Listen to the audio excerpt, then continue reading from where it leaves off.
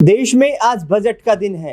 केंद्रीय वित्त मंत्री निर्मला सीतारमण ने आम बजट पेश किया है।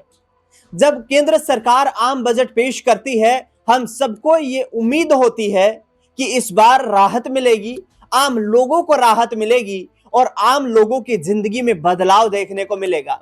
सरकार की तरफ से बड़े बड़े दावे भी किए जाते हैं, लेकिन वाकई क्या कुछ राहत मिली है आज बजट में, उस बारे में चर्चा करूंगा। आपको बताऊंगा कि इस बजट को जो पेश किया गया है, इसमें आपके निजी जीवन में आपके जो डेली खर्चे हैं उनमें किस तरीके की किन चीजों पर आपको राहत मिलेगी, कौन सी चीजें आप खरीदारी करेंगे तो उसमें आपको महंगाई का सामना कम करना पड़ेगा, यानी कि कीमतों में गिरावट देखने को मिलेगी।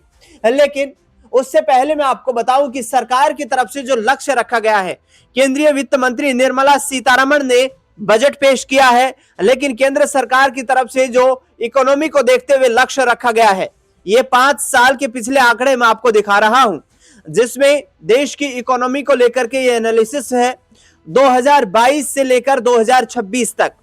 2026 में 357 लाख करोड़ रुपए की अर्थव्यवस्था बनाने का और इस आंकड़े को छूने का लक्ष्य केंद्र सरकार की तरफ से रखा गया है, जो 2022 की तुलना में 1 लाख करोड़ से अधिक दिखाई देता है। 2022 में भारत सरकार ने बजट पेश जब किया था तो उस दौरान 2,36,000 की देश की इकोनॉमी, लाख करोड़ की इकोनॉमी का यहां पर अनुमान लगाया गया था।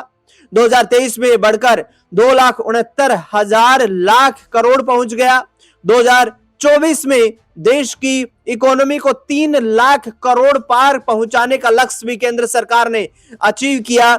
2025 में यह आंकड़ा बढ़कर 331 लाख करोड़ पहुंच गया और 2026 में ये लक्ष्य जो निर्धारित किया गया है, ये 357 लाख करोड़ रुपए का लक्ष्य निर्धारित किया है, जिसमें केंद्र सरकार अब नए इनोवेशन के जरिए, नए सेक्टर्स में इन्वेस्टमेंट्स के जरिए, एमएसएमई को बढ़ावा देने के जरिए, इसके साथ साथ आत्मनिर्भर बनाने पर भारत की तमाम जो कोशिशें रहेंगी, जो केंद्र सरकार के कदम रहेंगे, उस पर विचार करते हुए नजर आ रही है।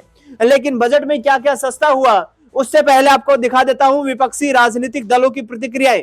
अखिलेश यादव, समाजवादी पार्टी के नेता, का कहना है कि इस सरकार ने कितने स्मार्ट सिटी बनाए हैं, ये जवाब देना चाहिए सरकार को।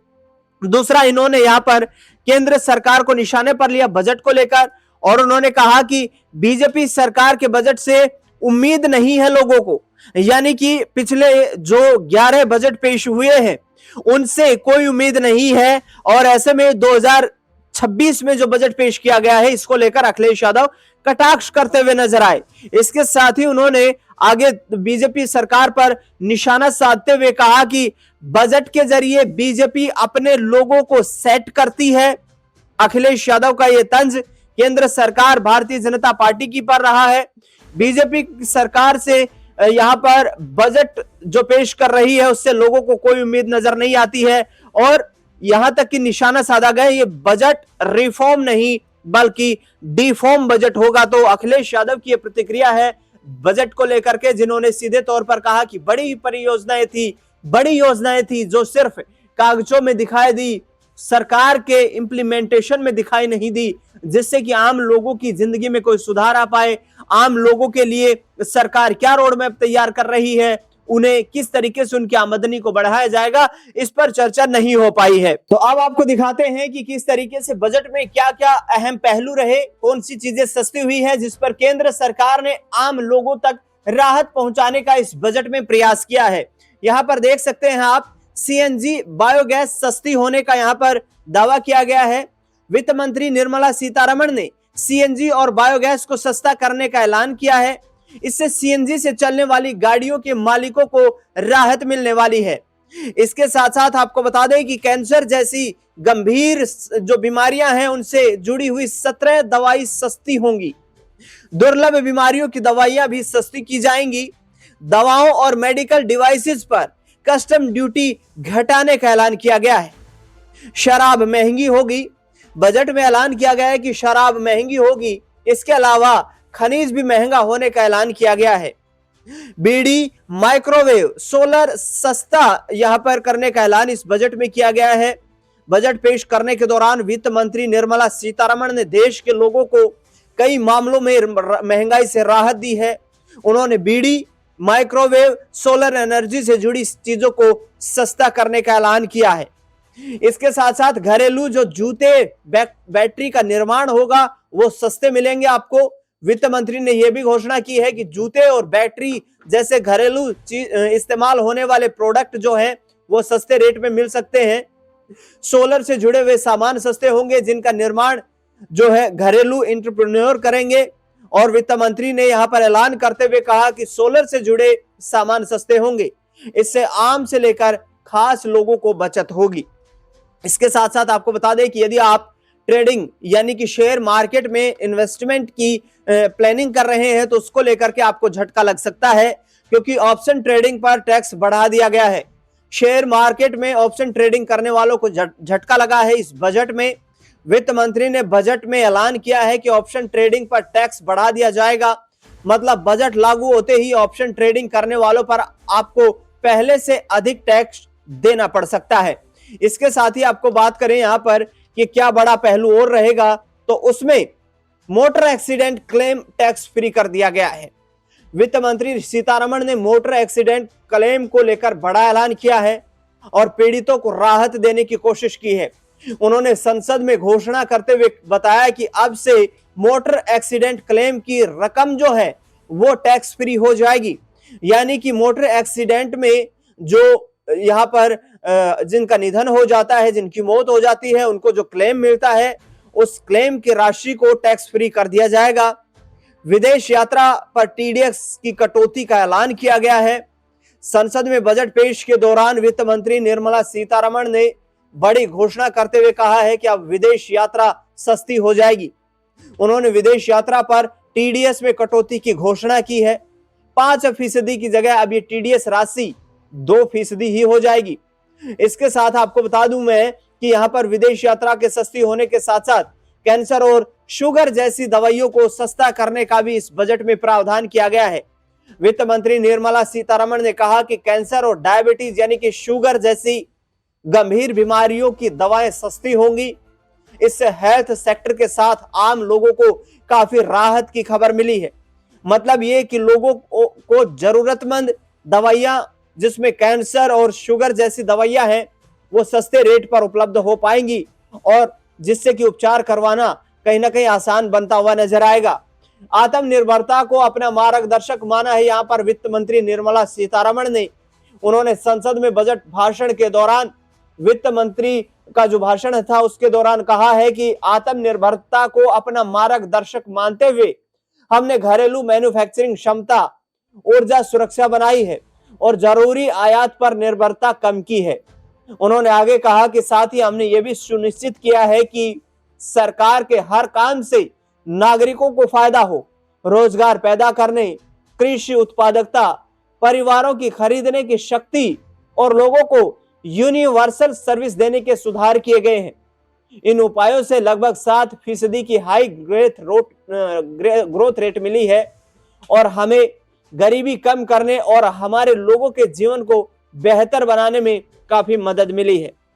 लगातार विकास और कम महंगाई से पहचान मिली है। संसद में बजट भाषण के दौरान वित्त मंत्री निर्मला सीतारमण ने कहा कि जब से हमने 12 साल पहले सत्ता संभाली है, देश की आर्थिक स्थिरता, वित्तीय अनुशासन, लगातार विकास और कम महंगाई से पहचानी गई है।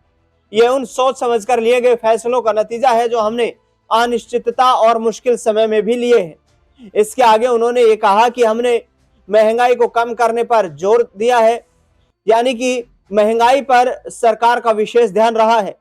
जबकि सिगरेट 2 रुपए से 8.50 यानी कि 8.5 रुपए तक के महंगे हो गए हैं।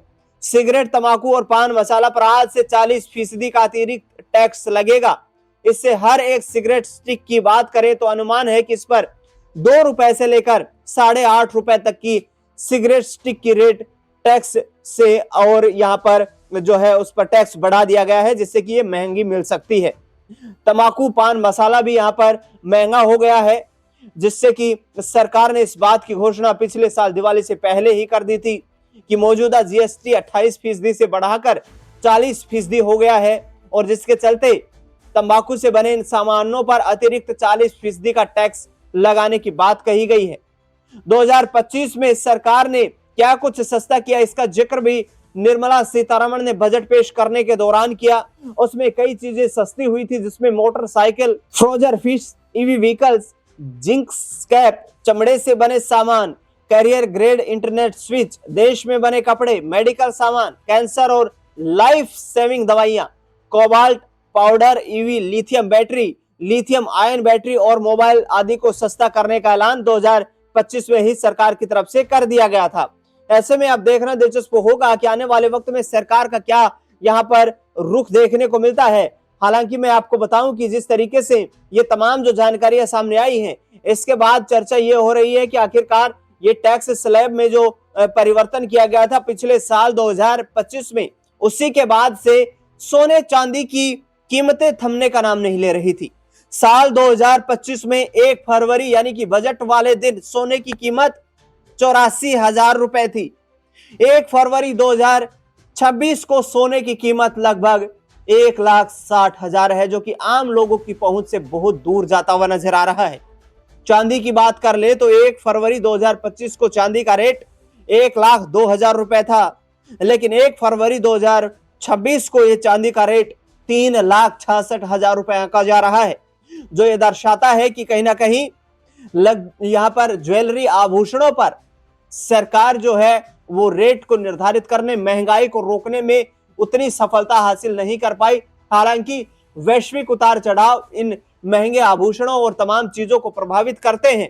कॉमर्शियल यूज होने वाले जो 17 केजी का कमर्शियल गैस सिलेंडर है, उस पर आज यानी कि बजट के दिन ही 50 रुपए अतिरिक्त जो शुल्क है वो बढ़ा दिया गया है, जो कहीं ना कहीं बड़ा झटका हो सकता है, क्योंकि लगातार एलपीजी की कीमतें भी आम लोगों के जीवन को प्रभावित करती हुई नजर आती हैं। अब बजट को लेकर विपक्ष के नेता जिस तरीके से निशाना साध रहे हैं केंद्र सरकार पर, हमने अखिलेश यादव के जो तमाम उनकी प्रतिक्रिया थी वो आपको दिखाई, लेकिन अब आम आदमी पार्टी के सांसद संजय सिंह की प्रतिक्रिया दिखा देते हैं।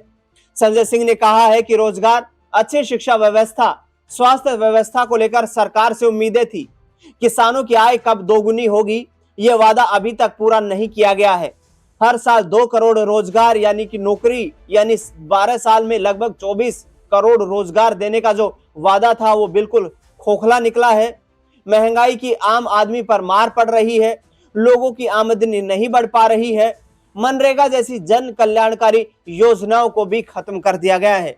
तो ये विपक्षी नेताओं की प्रतिक्रियाएं सामने आई हैं बजट के बाद, जिसमें अखिलेश यादव या संजय सिंह, तमाम जो नेता हैं वो अपनी प्रतिक्रिया देते हुए नजर आते हैं। लेकिन इस बजट को लेकर के आपका क्या कुछ मानना है वो हमें कमेंट बॉक्स में आप जरूर बताएं। इस खास रिपोर्ट में फिलहाल इतना ही।